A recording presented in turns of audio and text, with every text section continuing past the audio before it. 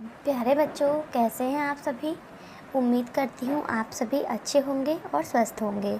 तो आज मैं आपके साथ क्लास 4th की जो हमारी फुलवारी है हिंदी की बुक, उसकी जो पहली कविता है हे जग के स्वामी, हे जग के स्वामी, इस कविता को मैं पढ़ूँगी।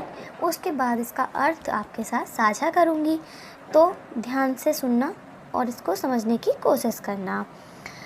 चमक रहा है तेज तुम्हारा, बन कर लाल सूर्यमंडल, फैल रही है कीर्ति तुम्हारी, बन कर के चांदनी धवल।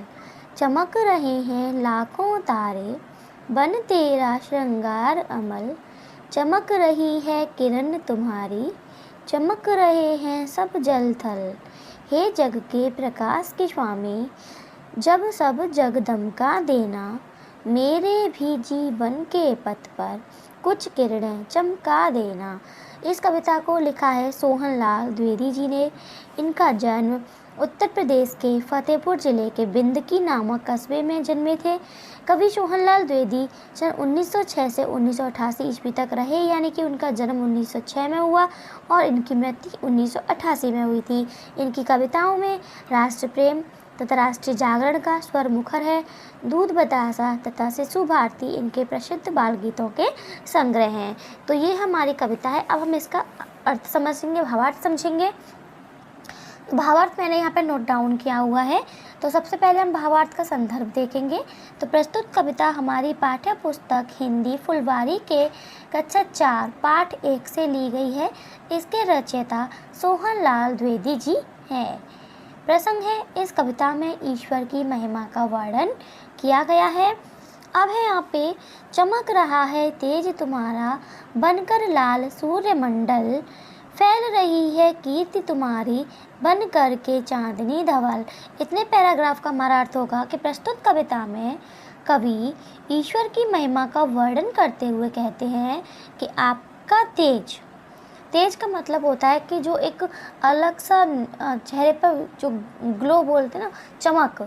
तो आपका तेज सूर्य की लाल आभा बनकर चमक रहा है। कभी आगे कहते हैं कि आपका यश स्वच्छ चंद्रमा का प्रकाश बनकर सारे संसार में फैल रहा है। ये हो गया हमारा। चमक रहे हैं लाखों तारे, बन तेरा श्रृंगार अमल, चमक रही है किरण तुम्हारी, चमक रहे हैं सब जल थल। कभी कहते हैं कि आसमान में चमक रहे लाखों तारे आप ही का स्वच्छ श्रृंगार है। सारा संसार जल और थल आप ही की किरण से प्रकाशित है। फिर कहते हैं कभी कि हे जग के प्रकाश के स्वामी, जब सब जग दमका देना, मेरे भी जीवन के पथ पर कुछ किरणें चमका देना। फिर कभी कहते हैं ईश्वर की महिमा का वर्णन करते हुए आगे कहते हैं कि हे संसार के प्रकाश के स्वामी, जब सारे संसार को प्रकाशित कर दे, तब मेरे भी जीवन के रास्ते पर प्रकाश की कुछ किरणें बिखेर देना, अर्थात मुझे भी ज्ञान और मार्गदर्शन प्रदान करना। तो ये है हमारा हे जग के स्वामी कविता का संदर्भ सहित व्याख्या।